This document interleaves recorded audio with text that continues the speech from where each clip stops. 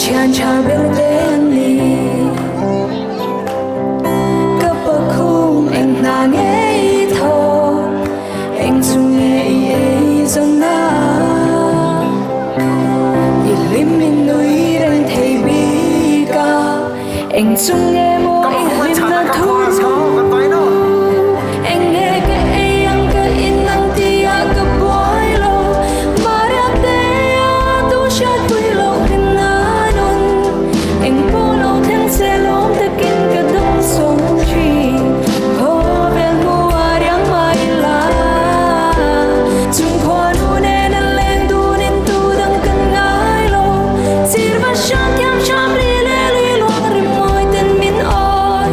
vai vuta siam vai vuta kile mai durian eng ne mo lung kham tur kan de le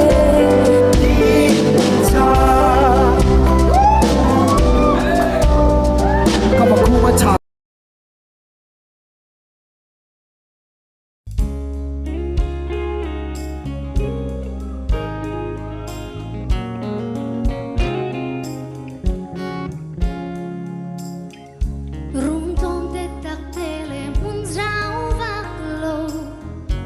a chuana ko sa a wi a araran vulai te chu a chian cha berde anni kapaku eng na nei to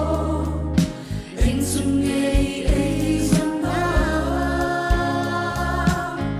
ilimin nui ren thei bi ka